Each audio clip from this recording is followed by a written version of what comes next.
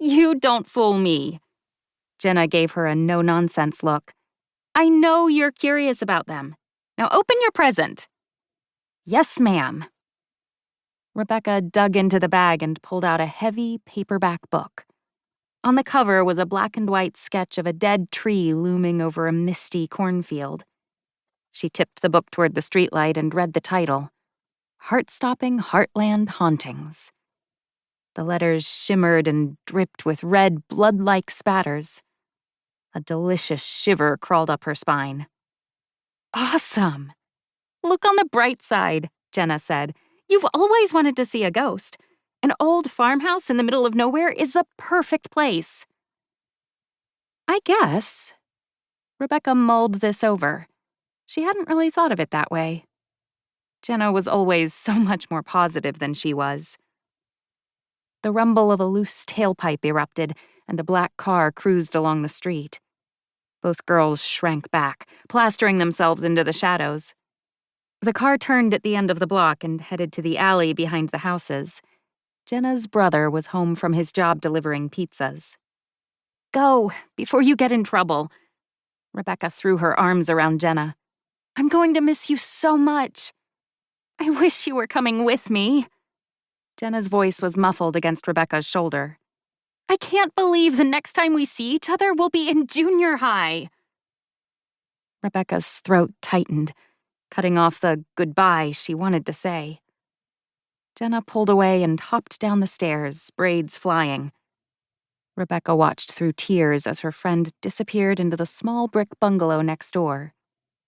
The upcoming 6 weeks were going to be the worst.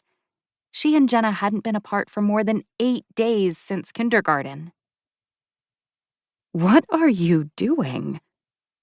Rebecca whirled around. Mom stood in the doorway wrapped in a white bathrobe, her blonde hair in a messy ponytail, eyes sleepy behind crooked glasses. Nothing, Rebecca said. Jenna dropped off a present for me. She pulled the book to her chest, but it was too late. Mom had already scanned the title. Seriously? Jenna, of all people, should know better. Mom crossed her arms. I thought you were over this ghost obsession. We do not need a repeat of last summer's fiasco. Rebecca lifted her chin. How are we supposed to know Mrs. Alvarado's son was in town? And why would he walk around an empty house with a flashlight in the middle of the night? Why would you try to break into a house to prove it was haunted? Mom shot back. She lifted a shaky hand and smoothed a flyaway wisp of hair from her eyes. I was absolutely terrified to get a call from the police at 2 a.m. You girls are lucky you didn't get arrested or hurt. But it was totally spooky the way the light flickered and the footsteps. There are no such things as ghosts, Mom said through clenched teeth. How do you know? Rebecca wanted to yell. She bit her tongue instead. Lately, she and Mom had been arguing more than usual. Jenna said fighting with your parents was a normal part of growing up, but it made Rebecca queasy. She and Mom had been the perfect team the past 6 years, just the two of them together. But lately it seemed they were always on opposite sides. Rebecca ran her finger over the raised letters on the book's cover. This is only for fun, but I guess you don't want me to have any of that. Mom clicked her tongue. Honey, that's not true. She peered over the top of her glasses at Rebecca. Have you been crying? Not really. Rebecca ducked her head, letting her hair fall in a brown, curly curtain around her face. Oh, Co-Cap.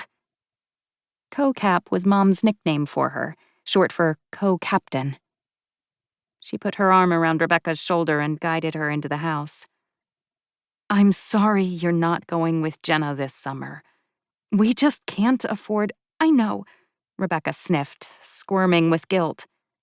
Mom always worried about money. It's fine. I promise when I get my raise next year, I'll send you to camp, okay? Rebecca nodded. When Mom got her PhD, she would make more money as a high school English teacher.